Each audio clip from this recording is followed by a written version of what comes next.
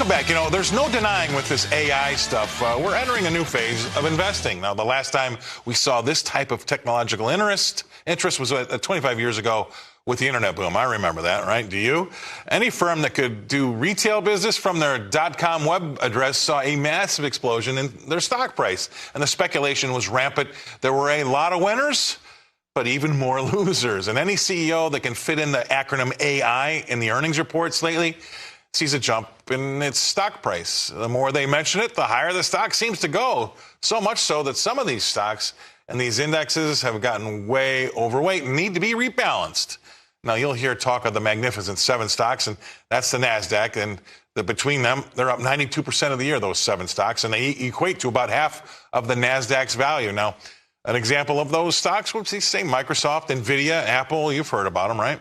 My next guest has been talking about these past tech performances and his expectations for the rest of the year. Please welcome into the show Kevin Mahn, the CIO of Henning & Walsh. Kevin, thanks for being on. I really want to get your take on this because I know you're knee-deep in it all the time. We've had a great first half. Everybody knows about the NASDAQ's performance of 33%. But is that something that, number one, they can continue? And then number two, are we getting to a point where we have a little bit of AI fatigue? Are we going to wear that out a little bit? Without a doubt. And if you look at the performance of those Magnificent Seven mega cap technology name, they accounted for 73% of the total return of the S&P 500 during the first half of this year. And as you correctly pointed out, the NASDAQ Composite Index up over 32% through the first two quarters of the year, the best first half of their year since 1983. So how much farther can they run? I think it's important for all of your viewers to recognize that if you invest your money in one or two, or let's say seven names, of course, when those names are running higher, you're going to benefit from that.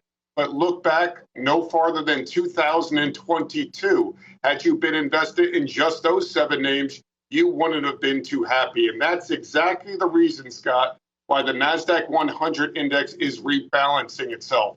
Those seven names, in fact, they're trimming now by 12% from 56% to 44%.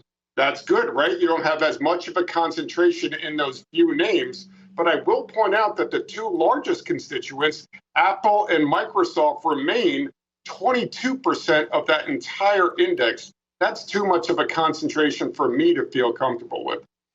All right, I'm going to ask you this one. It just came to my mind because I was on another network this morning, my regular Fox hit. I can say that out loud. We like Fox. But, I mean, they asked me, Microsoft or Alphabet, who do you have when it comes to AI? I think there's going to be more than one winner to the AI race, but who's going to lead the way just based on the strength of the balance sheet, the money that they have to spend for future acquisitions? Look no further than their multi-billion-dollar investment in ChatGPT. What they did last week with their subscription service for Azure, I think Microsoft is head and shoulders in front of the rest in terms of the AI race. But I wouldn't bet against Alphabet. I wouldn't even bet against IBM. There's going to be many winners to this AI race. But Microsoft is just so big, so much cash to spend, and also has demonstrated expertise in the space already, Scott. Yeah, I'm worried now because we both agree, right? Because it's exactly what I said. That's what I said too. And so the viewers out there that might not, they don't have to, they're not an index. They don't have to balance like the NASDAQ does to stay compliant with some of these regulations that they have to look out for.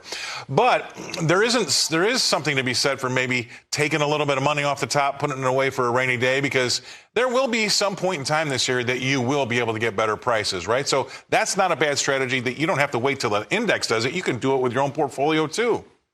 Absolutely. Investors should carefully monitor their portfolios throughout the year just to make sure they're not getting too far out of balance from their strategic weightings, whether it's in a given asset class or an individual name. I know one of our strategies here at Smart Trust, which we call our Power 50 Equities and Covered Calls Trust, takes an equally weighted approach to the names in our portfolio so we don't have too much of a concentration. That's one way to help mitigate some of that downside risk, recognizing that you're going to give up some upside, though, when you don't have those concentrated names. But investors would be wise to rebalance their portfolios and shift to different areas of the market to keep their weightings throughout the course of the year. Now you've got some pressure with your investors to, at least try to be around the benchmark or perform at least as well or better than, right? And let's just say the S&P is what everybody in our business gets judged against as how well you did when it comes to investing.